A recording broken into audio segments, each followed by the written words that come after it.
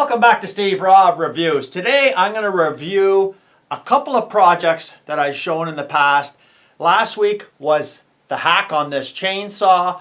We're going to see if it's still leaking bar oil. And I did a video on gas cans and I invented kind of a spout using PEX fittings. And today I'm going to show you an alternative to just using it for a 5-gallon can. You can use it for actually a smaller one, and I'll get into that in a minute. But first of all, we're going to talk about this chainsaw. It's been inside the case for a week now, and we're going to find out if it's leaking any bar oil.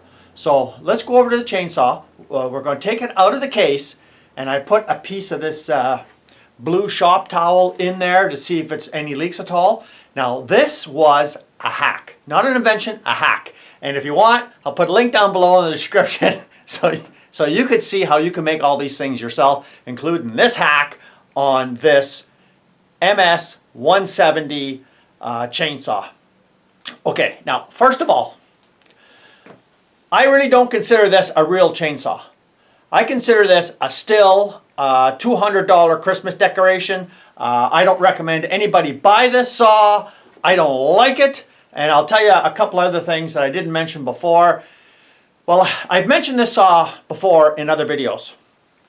And the one common theme I got from everybody who owns this saw is it starts up good, runs fine, but when you have to go and refill it with fuel, guess what?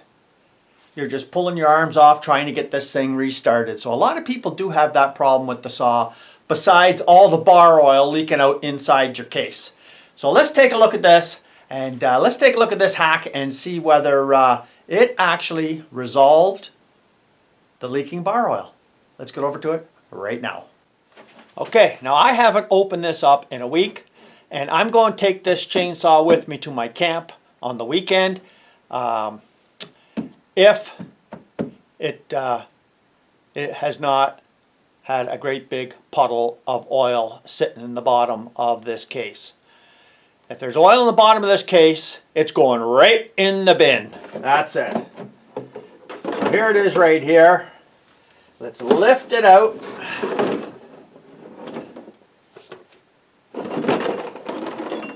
Look at that. Not a drop. And for you that have never seen this hack before, there we go right there. Bone dry. Okay, so let me just talk a little bit about this saw for a bit. And I got a little bit of a challenge going on. Okay, so before we move on here, I think I have to actually prove that there was chainsaw bar oil in here. Because I know there's going to be somebody that says, hey, you didn't put no bar oil in there. Okay, this is another thing I don't like about this POS, is you have to actually use a tool all the time to get in there. Because most of the time, it's almost impossible, well, at least for me, you know, to take this off. But yeah, there's bar oil in there. I mean, I filled it up as far as I could, just to make sure that the leak wasn't coming from someplace else. And yeah, I resolved it. Okay, so let's just talk about this little bit of a challenge I have. Okay, so you see this saw right here, MS 170. Like I said before, I don't recommend anybody buy this saw unless you're just using it for emergency use like I am, where I just stick it in my truck and just in case a tree happens to fall down on the road when I'm traveling the roads of Northern Ontario, well, you can actually have something to cut the tree down with, right? Get it out of your way.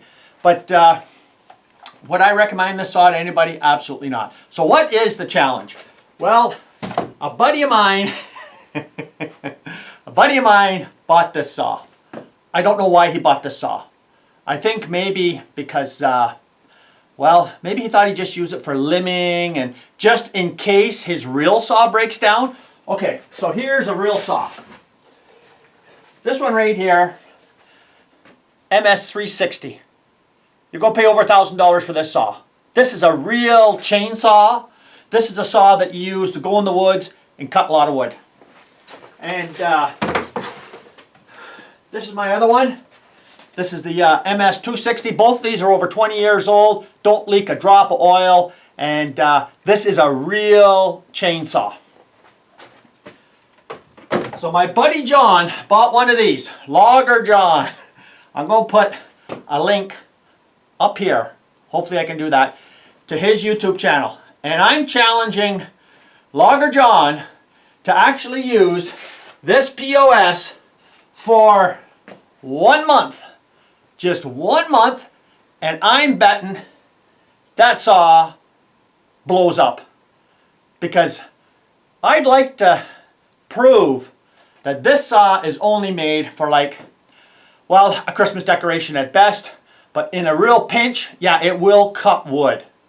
Hard to get restarted, leaks oil like a sieve, but I resolved that, right? You seen that right there. Okay, so, Logger John. I'm going to put a link down below to his YouTube channel as well. And he doesn't know this is going on. But maybe some of you could maybe just leave him a little bit of a note there and say, hey John, watching Steve Rob Reviews, and challenge you to use that saw, that POS right there, for 1 month. Because John cuts wood, well, he could fill my shop about 5 times. You know, my shop is 24 by 14. He could fill my shop probably 4 or 5 times with the amount of wood that he cuts. And I'd like to see how good that saw actually can keep up. Because I'm saying it'll blow up in a month. He won't get, if he gets to Christmas without that saw blowing up, I'd be surprised. But it's just a good review. Like, he reviewed his saw once already, just a little bit, cut down a couple of little, you know, softwoods and that kind of stuff. But when you get into maple and you get into oak, this saw's just going to puke its guts right on the ground, and that's it, and you're done. You took your $200 or $250, whatever you paid for it, and you just hang it up on your tree from now on, because that's all it's good for. So, okay. Now a lot of you are thinking, oh, you're pretty hard on the Stihl company. No, no, no. I get the real saws. These are 2 real saws. You know, not this thing. This thing is, maybe you could use it for cake decorating and that kind of stuff. You know, putting scar marks on the top. You know, maybe you could cut ice with it. I'm not too sure. But for wood cutting, no, no, no. This is not the machine. Okay, so let's move on to, and don't forget, check out Logger John. I'm going to put the link down below for Logger John.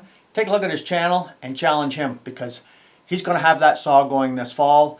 And I'm saying, let's see how far he can push it till he blows it up, because it's going to happen. Okay, so this is the gas can. So I already did a video on this gas can. It's a 5-gallon gas can, and I'm using PEX plumbing, right? So if you take a look at the last video I did, as I was doing the second crimp, the PEX tool just blew up.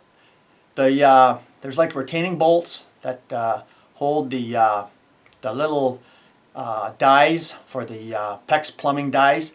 So I bought one off of Amazon, and it was good from 3/8 to 1 inch. So this is 3/4, so I put the 3/4 in there, and on the second try, you can see in the video where it just snaps that bolt in half, and the die gets stuck on here. I just pulled it off, and I put it all back in the box, sent it back to Amazon, c'est la vie. No, no, not a very good idea, that one was. So I got a new one.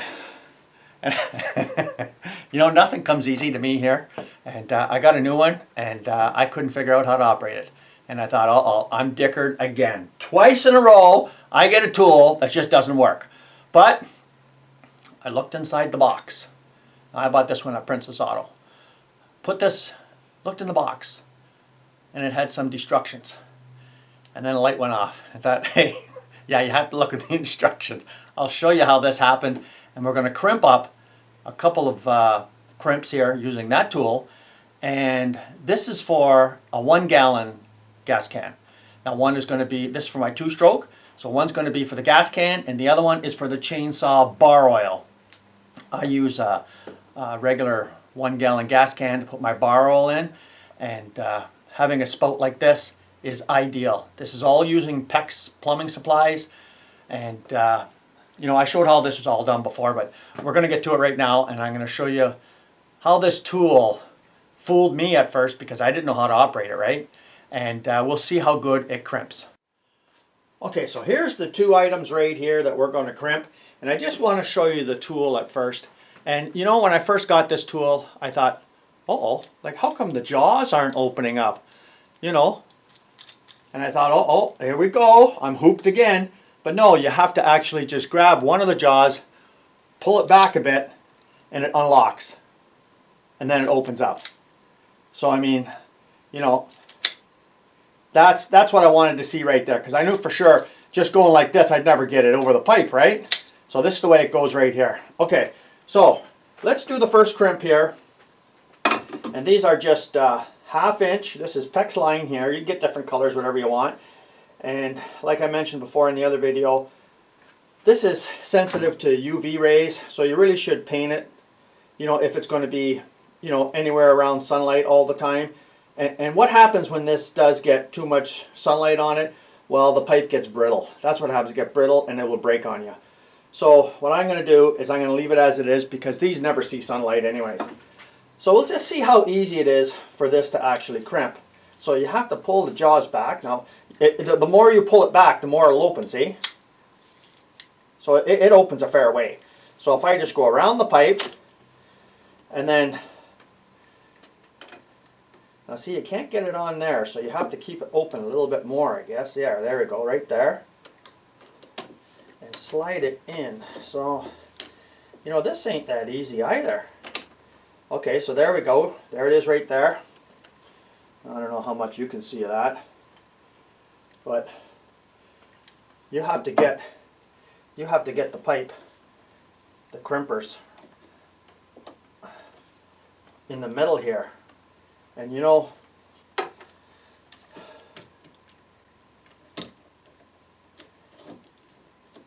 this is not so easy. So I'm thinking, well, yeah. Okay, so I got it right there. And you know, if we take a good look here, you could see that it's this particular situation, it's hitting this washer on here. So I can't go all the way in, but you're allowed to PEX crimp between 1/8 and 1/4 before the end. So I'm at the 1/4, which is fine. Doesn't mean that I can't crimp it. So I'm going to crimp it right there. Man, that was a hard push there. And open it up.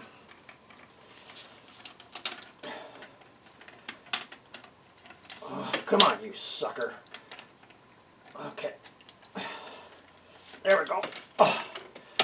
Okay, so I'm not really liking this too much right now, but okay. So now we'll try it on this side.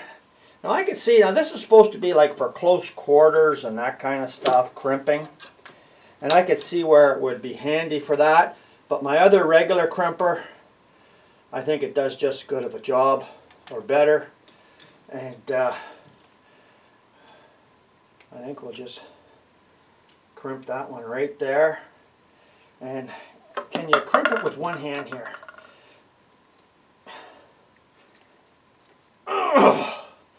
Yeah, you know. Okay, so I guess I'd have to get used to it after a while, but I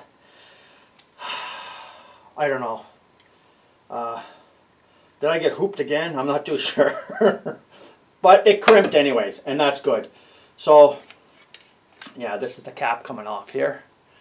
And so I'll crimp this one after.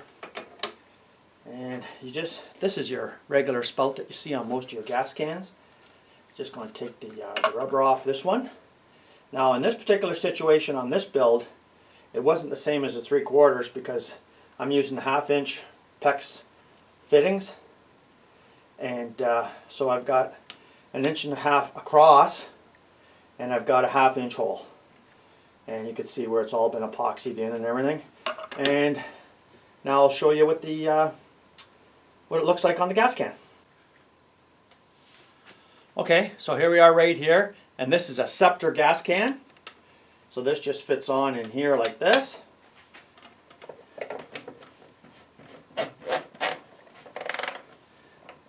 And that's it right there.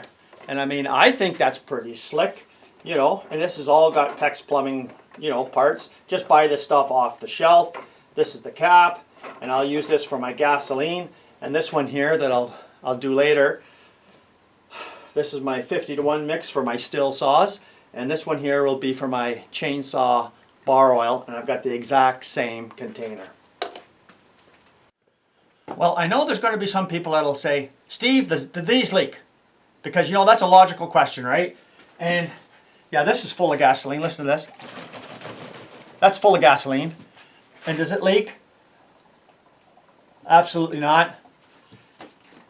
You know, so I mean, all you're doing is just replacing this spout, which I think is completely useless, because, you know, every time you pour it out, you got dripping gasoline. Or imagine if you've got your chainsaw oil on this. I mean, that's a joke, right?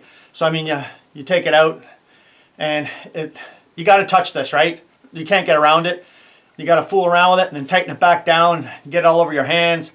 I don't like that kind of stuff. I like to go with an easier solution. And I think this is it here. Yeah, like I said before, you can buy these kind of spouts, but they're cheesy, right? I mean, I got no time for cheesy stuff. So this is good for a lifetime and under 10 bucks. Okay, so wrapping up this video. Stihl MS 170. Don't forget to check out Logger John. And but you know, if you're thinking about buying a chainsaw, you know, I can't tell people to go and spend $1,000 for a chainsaw because, you know, a lot of people, they're just going to go out in the backyard and just trim their apple tree a bit or something like that. I'd recommend electric.